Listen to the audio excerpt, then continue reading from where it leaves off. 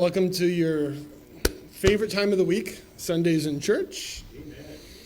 And what I'd like to do is to recite Matthew chapter 1. So if you have a Bible or a phone and you want to open it up, Matthew chapter 1. And for every name I miss, Pastor said he was going to give each of you a $100 bill. Okay? So let's see.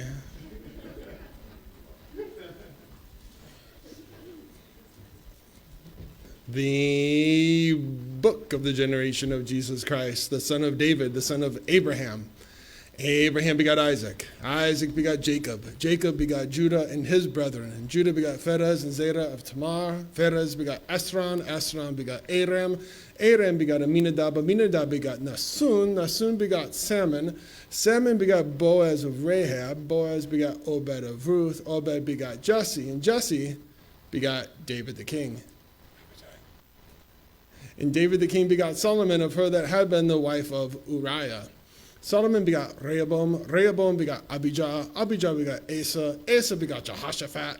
Jehoshaphat begot Joram. Joram begot Uzziah. Uzziah begot Jotham. Jotham begot Ahaz. Ahaz begot Hezekiah. Hezekiah begot Manasseh. Manasseh begot Ammon. Ammon begot Josiah. And Josiah begot Jeconiah and his brethren about the time they were carried away into Babylon.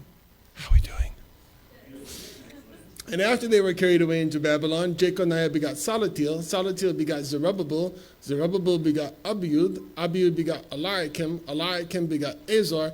Azor begot Sadok. Sadok begot Achim. Achim begot Eliud. Eliud begot Eleazar. Eleazar begot Matan. Should we do it to him? Matan begot Jacob. And Jacob... of whom was born Jesus, who is called Christ. So all the generations from Abraham to David are 14 generations, and from David to the carrying away into Babylon are 14 generations, and from the carrying away into Babylon to Christ are 14 generations. Now, the birth of Jesus Christ was on this wise. When his mother Mary was espoused to Joseph, before they came together, she was found with child of the Holy Ghost. Then Joseph, her husband, being a just man and not willing to make her a public example, was minded to put her away privately. But while he thought on these things, behold, the angel of the Lord appeared unto him in a dream, saying, Joseph, thou son of David, fear not to take unto thee Mary thy wife, for that which is conceived in her is of the Holy Ghost. For she shall bring forth a son, and thou shalt call his name Jesus, for he shall save his people from their sins. Now all this was done, that it might be fulfilled, which was spoken of the Lord by the prophet, saying, Behold, the virgin shall bear a child, and shall bring forth a son, and they shall call his name Emmanuel, which being interpreted is God with us.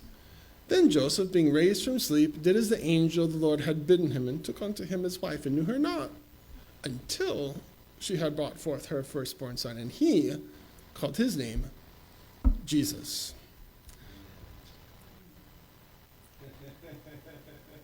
Wow, that's like $7,000, Pastor. You would have been killed. I'm glad you know your Bible. Well, the New Testament opens up similarly to the way the Old Testament opens up, just as the Old Testament begins with a very kind of line-by-line genealogy, and then it culminates with the creation of Adam, and then in Genesis chapter 2, then you have a story or a narrative of the creation of the man.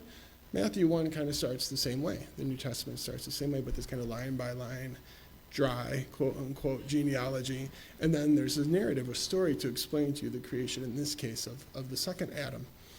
And in verse number 1, the book, or scroll, technically, most scrolls are on average about 27 foot long. For example, the great Isaiah scroll that was found in 1946 and 1947, by the shepherds in Bethlehem at Qumran. That one was about 27 foot long and had 17 different sheets of leather that were all sewn together. So think of something like this, okay? And the book of the generation of Jesus Christ, as most of you know, Christ is the Greek form of the Hebrew Messiah, or anointed. And you can see in verse number 1 there, he's called the son of David and the son of Abraham. And one of the reasons Matthew does this is because these are the two primary ancestors that the Messiah needed to be related to. David, of course, emphasizes the kingly reign, and then Abraham, of course, the line of promise. When you think of the Abrahamic covenant, think of land and family. Land and family, those are kind of like the two staples of ancient Near Eastern society that kind of held everything together. So you got the land and you got the family, and then you got the line for the king to rule over the land and through that family. And in the first, verse 6 verses, 2 through 6, that time period is about, give or take, about 1,200 years in those short verses right there. Let's start in verse number 2. Abraham begot Isaac. So let's pause real quick, because some of us know. This is the genealogy, just as you have heard, through the line of Joseph, which gives Jesus the legal rights to rule as the king. But, of course, in Luke, that's Mary's genealogy. And so Mary's genealogy, as you might remember in Luke 3, goes all the way back to Adam. And one of the reasons why is because Luke's audience, the people Luke's writing to, are primarily Greco-Roman kind of people. But Matthew's audience, they're Jews. This is a book tailored toward Jewish people. So he starts, why not? Starts with Abraham, the father of the faith. So Abraham was born in 2165 BC, if you do the math, which is kind of interesting if you flip it around. Instead of doing BC, and if you do AC, or after creation, Abraham was born in 1948. And the math does play that out. That's no joke. It really does. The math shows that. 1948, after creation, which, of course, shows, among other things, I think that God's still at work, right? In 1948 AD, of course, and albeit in unbelief, they come back. So, this isn't the way we would do it. You wouldn't choose someone who the Bible calls as good as dead, who was 100 and his wife was 90, right, to bring about Abraham begot Isaac.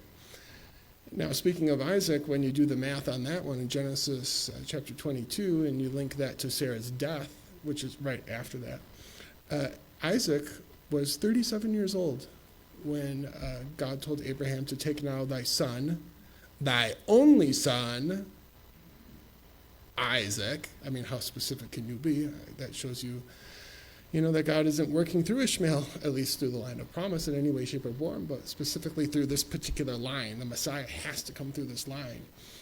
So Isaac was 37, and he could have definitely, couldn't he have resisted? I mean, I am 44. Maybe I look 37. I don't know. No, but yeah, I mean, you could see how a 37-year-old could easily overpower a 100-year-old man, but he submitted himself, right? Like a sheep led to the slaughter. He just put his neck out there, and whatever you're going to do, Dad, do. And then, of course, as you know, at the last second, literally the last second, after he stretched forth his hand and took the knife to slay his son, the angel of the Lord called unto Abraham out of heaven and said, Abraham, Abraham. And because he did that, as you know, the second blessing that the angel gives, because thou hast done this and hast not withheld thy son, thy only son from me, that in blessing I will bless thee, and in multiplying I will multiply thy seed, which we're looking at here, as the stars of heaven, and as the sand that is upon the seashore. And thy seed shall possess the gate of his enemies, and in thy seed, or now through Isaac, and then, of course, eventually through Jesus, all the nations of the earth will be blessed. Interesting. And then Isaac, of course, he gives birth, as we see here, to Jacob, and this is another way you wouldn't have done it. The way we would have done it is it something I said? No? Okay. Just get up and walk out.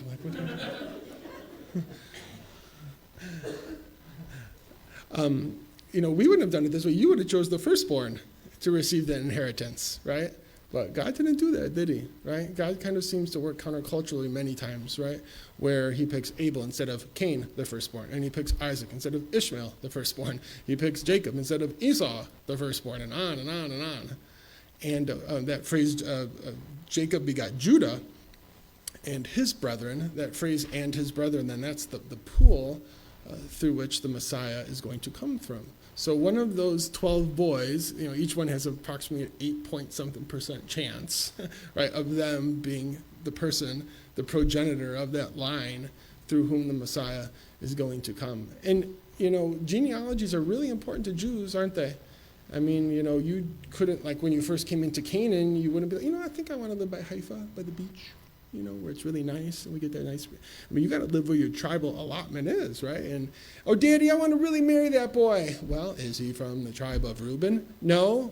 Sorry, kid. I mean, you got to really, they're really important. For us, though, I mean, can anyone go back maybe like 5 people in your genealogy? Anyone? You go back 5? You can go back 5? How about 7? Can anyone go back 7? Yeah, I can go back 7 too. 10? Anyone go back 10? No? Oh, I beat you there. Yes. But genealogies are kind of a little scary too, as we'll see in these upcoming verses of these kind of horse thieves and people that you find out who you're related to. But so the point here is that especially on his deathbed in Genesis chapter 49, when Jacob blesses the 12 boys, in 49:10, you might know that famous verse where he gives the prediction that the scepter will not depart from Judah. So this is a line through which God is going to bring about not only his kings that rule from Jerusalem, but eventually his son. And then in verse number 3, Judah, who was no quote-unquote saint, but he was the next in the line because Reuben forfeited the birthright. As the oldest, he forfeited the birthright because he slept with his father's concubine. Simeon and Levi forfeited the birthright because they slaughtered every man, woman, and child that had a heartbeat in Shechem after they made a deal with them for all the men to get circumcised to join our clan. And then when all the men were sore, they went in and slaughtered everyone. So so Judah, I mean, he's the one actually in Genesis chapter 37 who was petitioning his brothers to save Joseph, or at least not kill him, sell him, So that's the line it's coming through. But Judah, here's one example of people in our family tree who you might say, oh, okay. Judah begot Pharez and Zerah of Tamar. So now we have a Canaanite cultic prostitute entering into the line of the Messiah in Genesis chapter 38. And once again, this isn't how, of course, God allowing free will and all those kind of things, I guess, right, to enter into the picture and to work through that. But like, for example, I'm a direct descendant to, you ever heard of the Hatfields and McCoys up here in Minnesota? Yeah. I'm a direct descendant to the head of the Hatfields. And his name's Ants. He was so bad, they called him the Devils, like the Devil's Child, the Devil's Ants. So if I ever tell Revelation and my eyes light up all fiery, that's probably, I don't know, maybe where it comes from.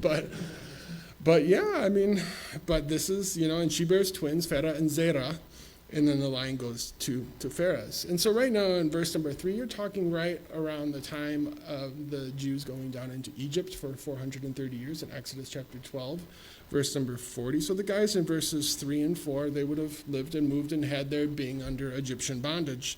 And then in verse 4, a bunch of people that most of us don't know anything about, but one of them, for example, is Nasun. And so Nasun, guys, he was the prince, the leader, the head of the tribe of Judah when they were marching through the wilderness on their way out of Egypt. So each of these 12 tribes would have had their own representative. We'll call him a prince, for example. It's kind of like the military, like a chain of command, and these guys would have had meetings with Moses or Aaron or something like that, and to be able to delegate, etc.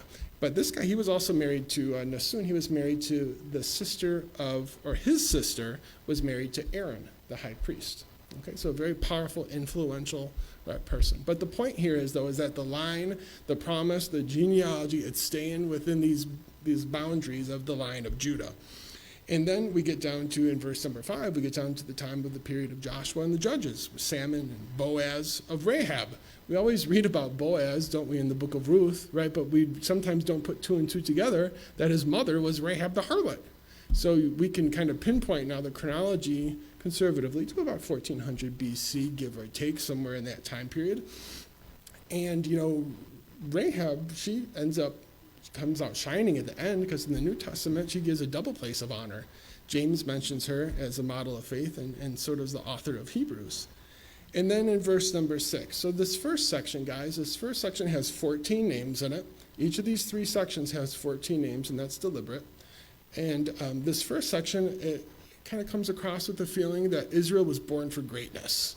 Okay, you have the promise made to Abraham. You have God working through the impossible to bring about his people, and then bring them down into Egypt and bring them back out, and now they're inheriting the land, and now they have a monarchy in Jerusalem, and things are just looking really, really great. That's how the first section ends there. Now, the second section, though, in verses, we could say also 6 down through verse number 11, like I said, this one also has 14 names, and we'll explain why later. But this one comes across at the end that Israel's lost its greatness right off the bat. So David the king, by the way, all of these names, guys, in the second section right here, in verses 6 through 11, all these names are all descendants of Abraham, descendants of Isaac, descendants of David, who were the king in Jerusalem. And so this second block, guys, in verses 6 through 11, this one covers a period of about 400 years, give or take, from 1000 BC down to 586 BC. Well, what happens here? Well, things go south quick. Solomon is mentioned, and Solomon, of her that had been the wife of Uriah, so Matthew doesn't want to name Bathsheba. He kind of blushes at that fact, because one of the purposes is David is all about, or Matthew's all about painting David in a picture that is upright and that is pristine, which David was for the most part. For example, the chronicler, who, as we'll touch on in a moment, Matthew is using the chronicler as his Ancestry.com, as his primary source to write this genealogy. And the chronicler, when he writes about King David, he is shining. He is like that Michelangelo statue that is just flawless. I mean, the chronicler doesn't mention anything about Bathsheba, no stinky sins, nothing like that. I mean, he's perfect. And the only sin he commits is the census in the chronicler. That's it. Because it was the chronicler's prerogative to paint him that way. It was true, but he just decided to leave out some of the dirty laundry. And Matthew's doing the same kind of thing, because Jesus in this book is all about being the son of David, and you can't have the patriarch of the faith, like a George Washington figure in this book, right, come across as being flawed in too many ways. But then we get down to verse number 7, and Solomon begot Rehoboam, and Rehoboam begot Abijah, and Abijah begot Asa, and then in verse number 8. So in those two verses, in verses 7 and 8, just for example, if you look back in the chronicler where Matthew is using as his primary source there, Matthew is deliberately leaving out names from this genealogy.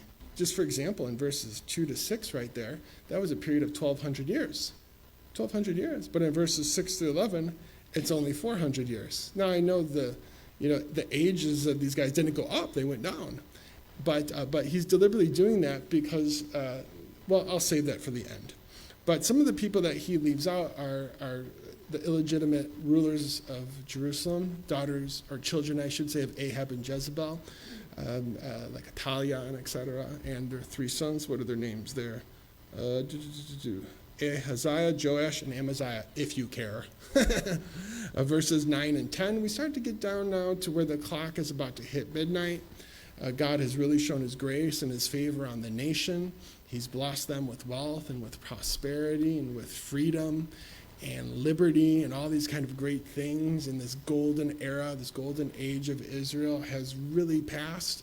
And the leaders, the hierarchy, the politicians of the country now are corrupt and wicked and nasty. And like literally in verses 9 and 10, some of these people are sacrificing children to the god Moloch and Moab. I mean, just things are absolutely positively like the handwritings on the wall. We're in big trouble in Little China.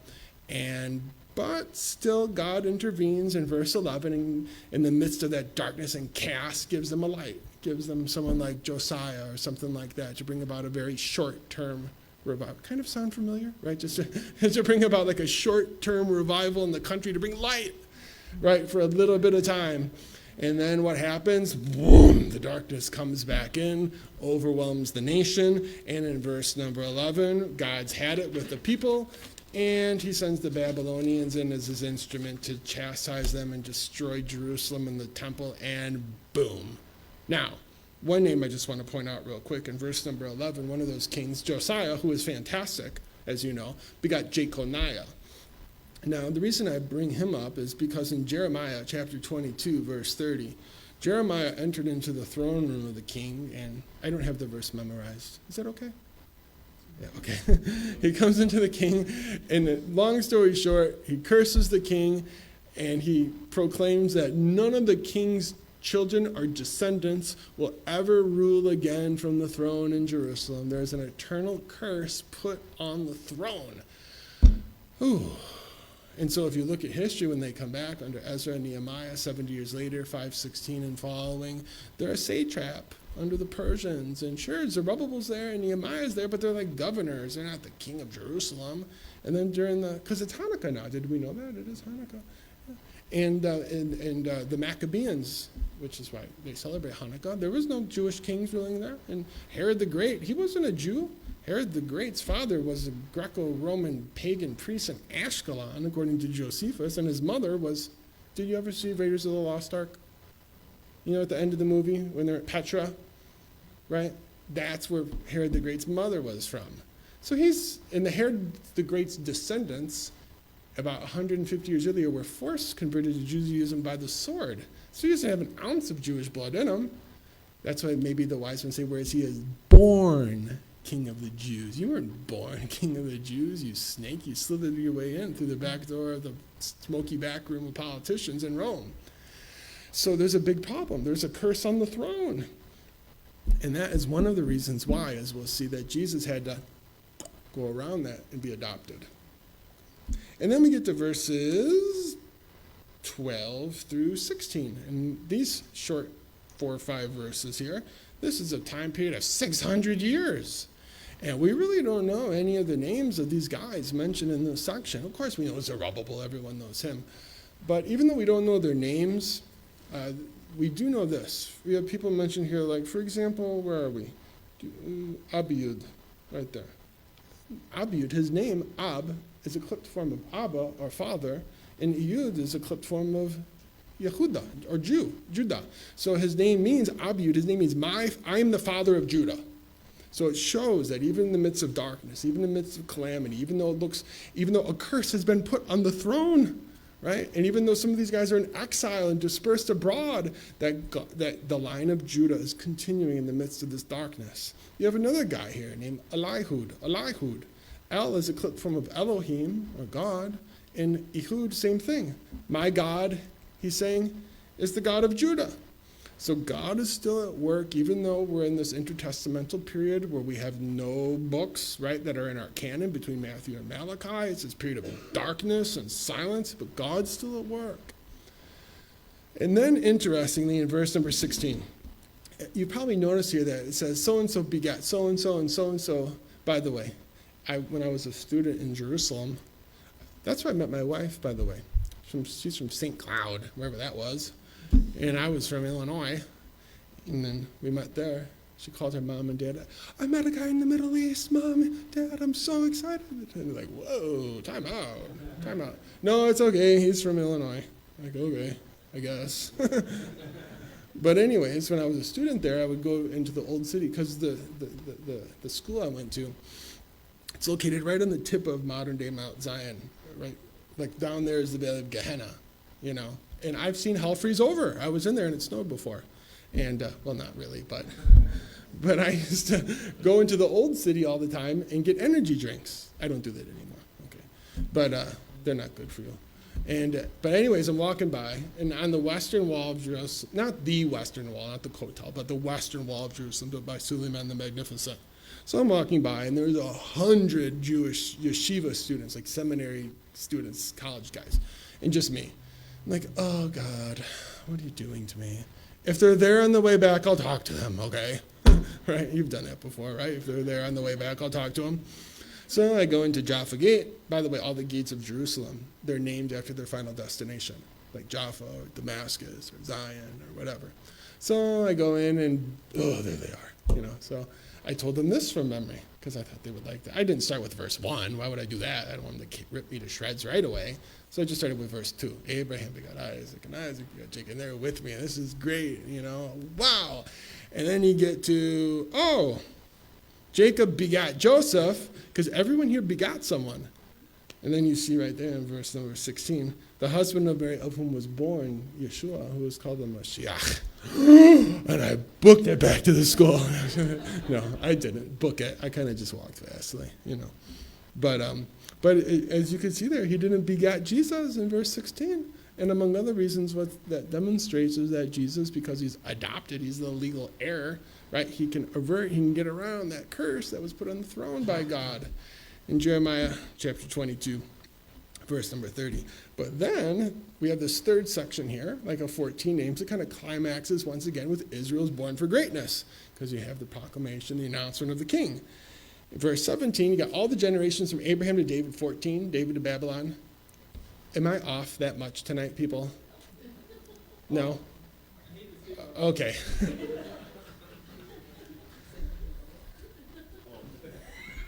So you have these 3 blocks of 14 names.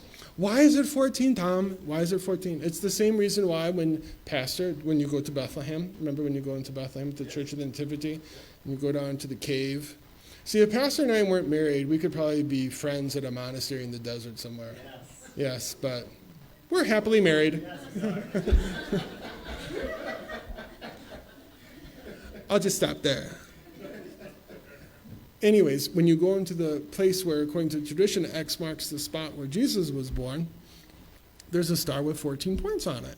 And it's because of this verse. Because in the world of the Bible, as some of you probably know, there weren't like numbers as we use numbers. So if you wanted to say, like, you're number 1, you'd say you're A or Aleph, Or I'll see you at 3 o'clock. I'll see you at Dalet or D. That kind of stuff, So since the letters have a numerical value, is everyone with me? Yeah? The letters have a numerical value to them. Everyone's name equals a number. And as you can guess, David equals 14. But, so like in Revelation 13, here is wisdom. Let him that hath understanding count the number of the beast, for it is the number of a man. And his number is 666. So in other words, John's telling those people, look, you know how to do gematria. You know how to do numerology.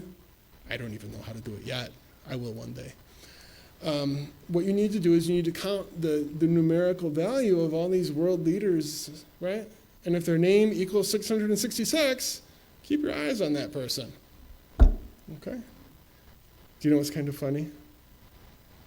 You know how it's build back better, right? That's like the slogan. It's perfect in the B, 6 fit in each B. It's like build back better. It's great. Not that means anything. My wife is like, you're crazy. I just said, it's just interesting. That's all I'm saying. So, once again, when you add up the meaning of history, what it's all about is the bottom line is that Jesus is the Messiah. He's the son of David. And then you get to 18 through 25 as we finish up. Don't worry, I'll have you out on time. The roast will not burn, right? Verse 18. So 18 to 25, this chapter, or this portion of the chapter, it all takes place in one night. These 7 verses, it all takes place in one night. One night in Bethlehem, or Nazareth, and in verse number 18. Now, the birth of Jesus Christ was on this way. In other words, these are the circumstances that are going to precede the nativity. Okay? The birth of Jesus Christ was on this way. So when his mother Mary was espoused to Joseph, before they came together, let's pause real quick. Now that phrase, before they came together, it not only rules out the fatherhood of Joseph, okay, but, and it's not just primarily of a knowledge of a man and a woman. It's just not that. It's wider than that. It's bigger than that. It's just something like this.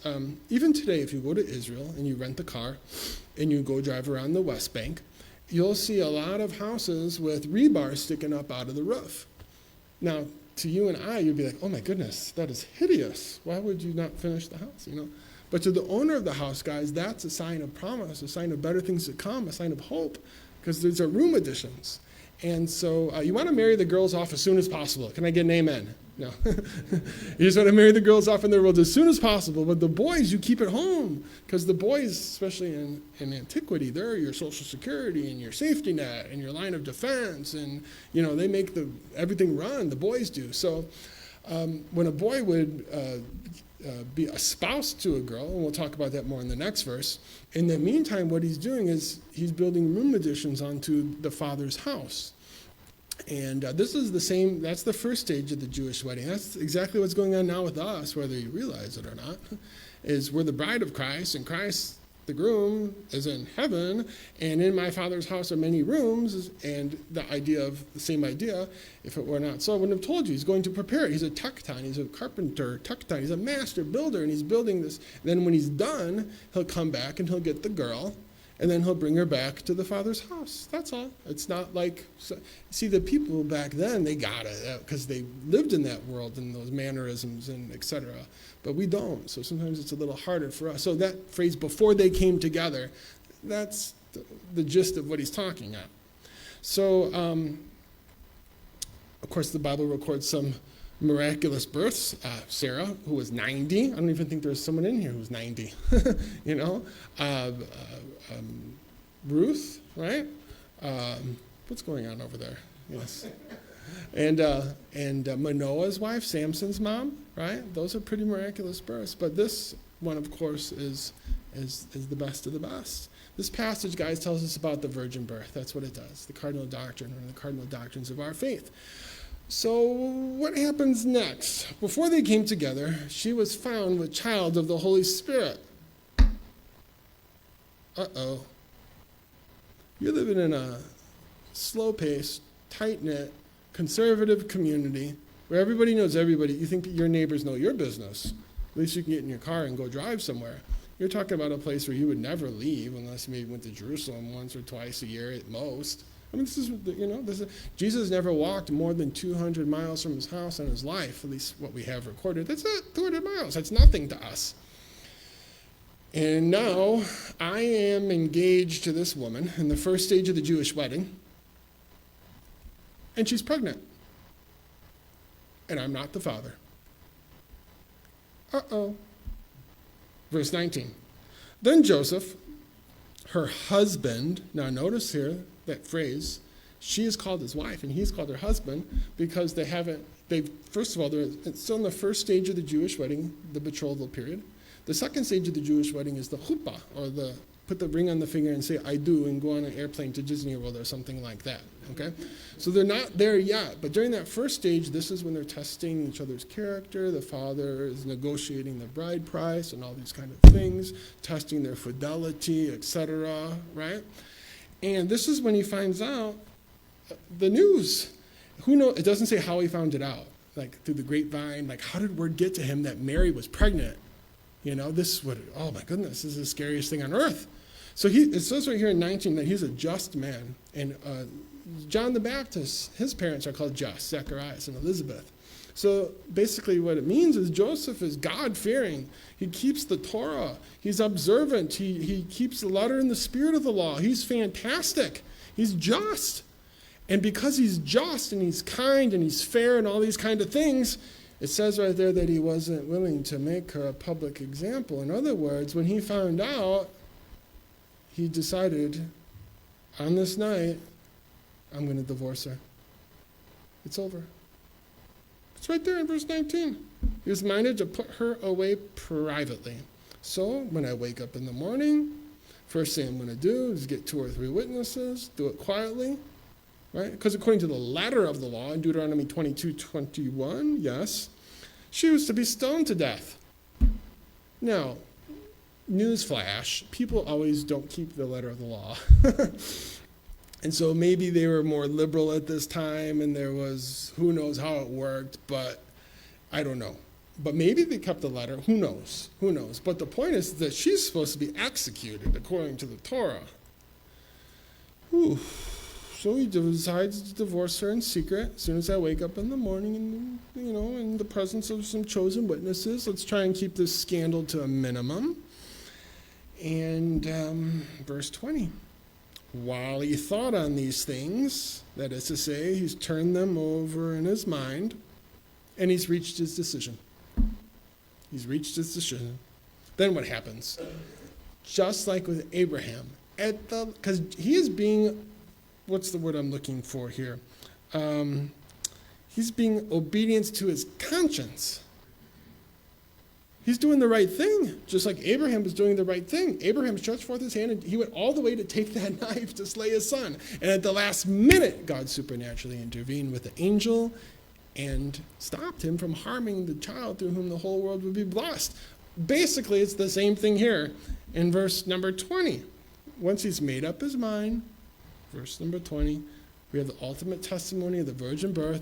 Maybe it's the same angel appeared unto him and hindered him from harming the child.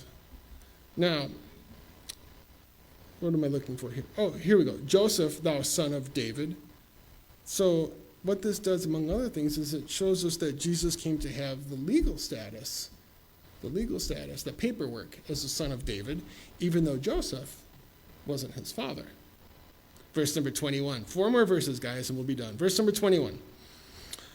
And she shall bring forth a son, and thou shalt call his name Jesus, for he shall save his people from their sins. Now, some of you know, names in the world of the Bible are pregnant with meaning. You know, Sarah means princess, which my wife reminds me of all the time. And, no, not all the time, just sometimes. And, Isaac means to laugh, But Jesus, the name which this church knows, is Yeshua. It means salvation. When I went to school in Israel for 4 or 5 years, I was a missionary there the whole time. Crazy, scary stuff, like you're handing out tracts in Tel Aviv, and someone comes behind your guy standing next to you and stabs him in the chest with a screwdriver. It's just, wow, just really intense there. Even though it's legal, according to the letter of the law, according to the spirit of the law, evangelism and proselytizing is frowned upon. But we do it anyways because it's what we're supposed to do. But one of the things, our main objective essentially was to clear up the name of Jesus. Because if you go to a library or you go to a museum or you ask any kid on the street, who's Yeshua, they're going to tell you, they think it's Joshua because it's the same name. Joshua, Moses' servant. They don't even know Jesus' real name because what happened is way back when the rabbis took the last letter off of his name, the Ayin, and made it, instead of Yeshua, Yeshu, which is, there's kids here, so I won't say it, but it's bad. Okay, it's a curse, basically. They're putting a curse, right, on his name. But his name means the opposite.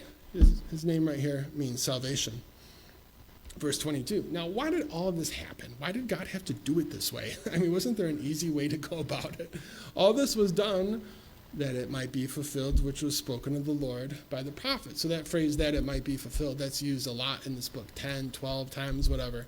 And that's because, once again, Matthew is tailoring his book to a Jewish audience. And the Jewish audience would care that it was fulfilled. Luke, not so much. But Matthew's audience, for sure. So in other words, he's explaining that this birth was predicted in the Old Testament. Now, what's kind of interesting when he says, which was spoken of the Lord, and of the Lord, it replaces Isaiah's name in Isaiah 7:14. And that's because he wants the Son that's in the quote here, the Son to be brought in association with God to emphasize his divine sonship. And then verse 23, he quotes the verse then from Isaiah 7:14, that famous verse. And that it's kind of funny, though, that Hebrew name Emmanuel has to be translated for the Jewish audience. Why does a Hebrew name have to be translated for Jews?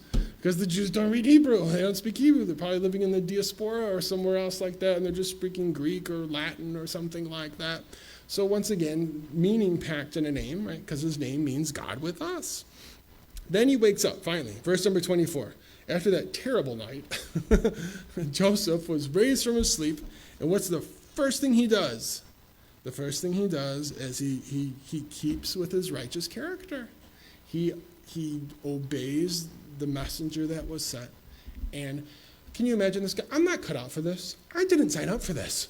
Okay? This is the last thing in the world. But if you think about it, God's pretty smart, and he probably was like the perfect person. Obviously, the perfect person for the job. He was cut out for it. He was a special man, obviously. Can you imagine living in some slow-paced, tight-knit, conservative community where even after Jesus is born, everyone thinks he's a you-know-what? Because that's what they did. Everyone would have thought that this child would have a scarlet thread or whatever hanging on him, right? And this tremendous stigma attached to him from in the beginning where he couldn't go anywhere, probably, without people, mocking and railing and hissing and doing all these kind of things and gossiping and slandering this family. But this is the way. And God, how does it go? The preaching of the cross is foolishness to them that are perished, right? But unto us who are saved, it's the power of God, right? This is the last way the world would do it, but it's the way, because it takes something called faith, okay? It takes something called faith. So he keeps with his righteous character, stays with her the whole time, and then verse 25, of course, after the birth, he knew her not until she had brought forth her firstborn son. BTW. According to Matthew 13:55, after Jesus, they had 4 more boys, and they had, it says Jesus had sisters in Matthew 13:55. So there was at least 7 kids in that house. That's kind of a, that's a big family there. But that's the way they did it back then, right? So forget this perpetual virgin Catholic nonsense, okay? He did know her as his wife after she brought, and one of the reasons I think, like even my grandma got pregnant, and then 2 months later she got pregnant again, which is very strange, but it happens. It's very rare, but it happens. So Joseph as a sinner, right, didn't want to come in onto Mary and to just do anything that would go against defiling and spoiling, right, that holy seed that was in her. So he totally abstained from her that whole period of time. And then, right, after the baby boy was born, the last line there, he called his name Jesus. So by Joseph naming the child, he acknowledges him as his own. He therefore brings him in to this line. He's a lawful member of the family, and he clinches Jesus' place in the Davidic line, thanks to that hiccup to go around the curse put on the throne 600 years earlier. And because Jesus is the Greek form of Joshua, so like Joshua, the priest, he'll be able to mediate and to intercede for his people, like Joshua the warrior. Right? It's a great name, right? He'll be able to lead his people into victory, into the promised land. And the genealogy and the narrative that follow it are beautiful testimonies of God's grace. How God works through the messiness of life to bring people to faith through the ministry of his son, right? Jesus didn't come to call the righteous, but sinners, like the people in your family tree and the people in his family tree. And of course, I know it's kind of cliche, but it's true that this is the reason for the season. Sometimes we forget about it, and some of us, like, oh my goodness, it's Christmas. It doesn't even feel like Christmas, and these kind of things. And I can understand that. But let's do our best to double down the next 12 days to remember it's Christmas, to have some fun, to have some joy, right? To celebrate, to bake cookies, to remember Jesus, to come out on Christmas Eve and do all those kind of things. It only comes once a year, right? And this is a great time. A lot of people out there are hurting and seeking and don't have answers. And we have them through God's word. His name shall be called Emmanuel, which is God with us. Should we take questions or no? Yes. Questions? Comments? Concerns? Yes, ma'am. I don't know because it doesn't say. But I'm sure it happened right shortly after the fact, because she was, go ahead.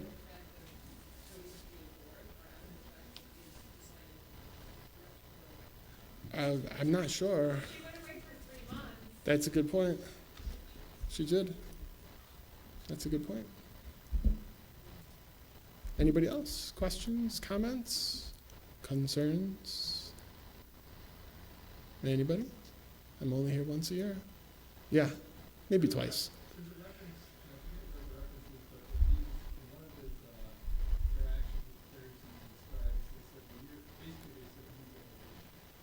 Okay. That wouldn't surprise us, right? Because that was probably the thinking and the practice, especially especially when he came to fame and people started, digging into his past to find out who is this person, Anybody else? Yeah. I just have written in my Bible, beginning of Matthew 1, the story of grace, because it's just amazing to me all the different people that came out to be in the genealogy, Yeah. Arvids and, I just Sure. it's It is amazing. God doesn't have grandchildren, right? Just children. You look at my family tree, there's all of these horse thieves and hoodlums and drunkards and fornicators. Like I'm literally the only, not that I think I'm, but I'm the only ordained minister in the whole family tree that we know of. Right. And exactly. But, it's true. But you guys, you can do great things through God. Anybody else? Questions? Comments?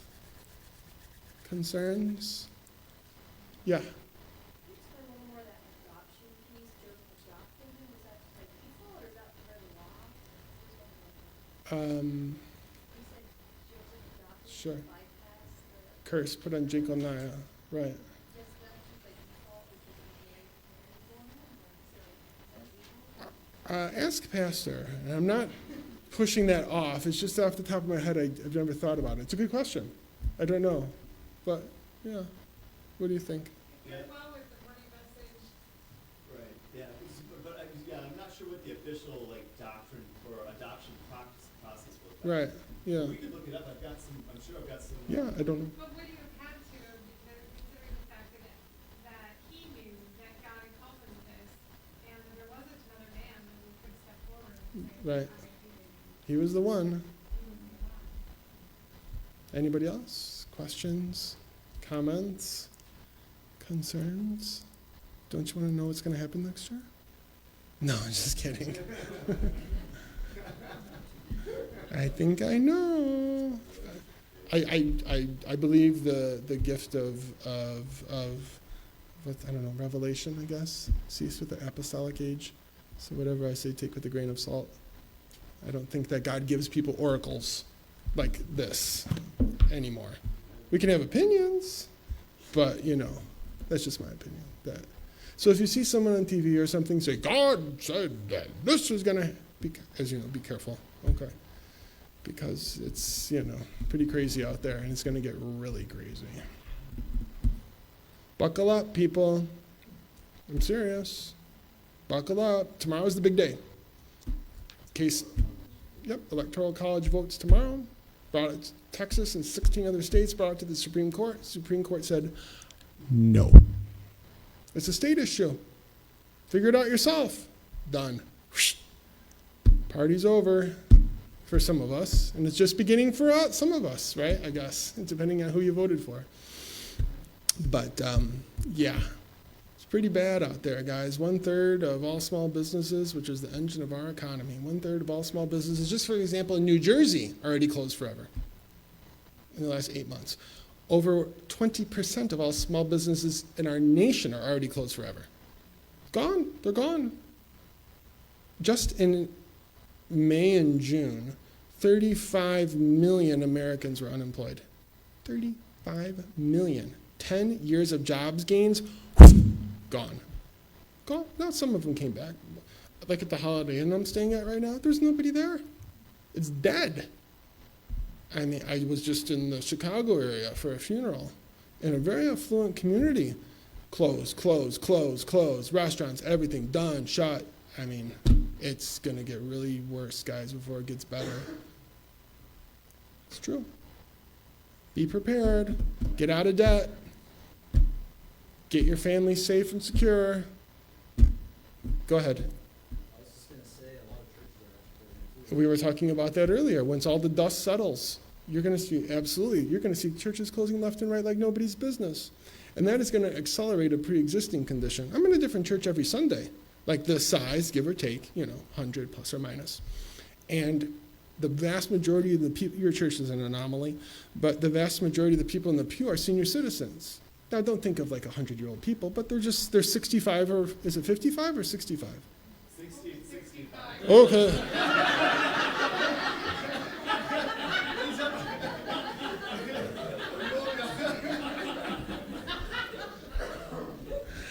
Anyway, but it's true. I'm at these churches every Sunday, all over America, and 75% are senior citizens. What do you think is going to happen in 20 or 30 years unless Jesus comes back? When all these people go to be with the Lord in 20? These churches are going to be closing left and right, because there's no one there to pay the pastor and to keep the lights on. So this is just accelerating that.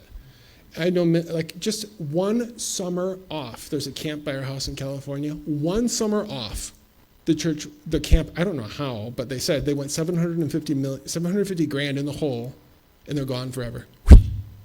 Just once. I mean, you wait and you see, right? And then when this really gets pedal to the metal kind of stuff come January 20th, it's going to be bad, people. It's going to be really, really bad. And you know what? My wife kind of makes fun of me. Not makes fun of me. She just, I told her, I think the republic is dead. I really do think the republic is dead.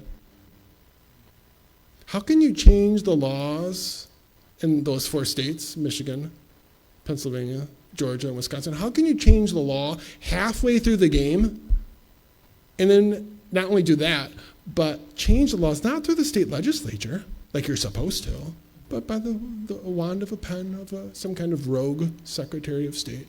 That's what happened. That's exactly what happened. So if you can do that, number one, and number two, if you can take it up to the Supreme Court and the Supreme Court won't take it, you don't think they're going to do it again and again and again? And you wait and see what happens January 5th. January 5th is the Georgia state runoff. If they lose the Georgia state runoff, which they're projected to now, they're projected to lose that now. Even though it's close, they're projected to lose it. I'm not saying they will or they won't. They'll have the House, they'll have the Senate, and they'll have the presidency, and they'll pack. I'm not going to tell you if I'm going to pack the courts or not until I'm elected. That was the line. Pack the courts with 25 people.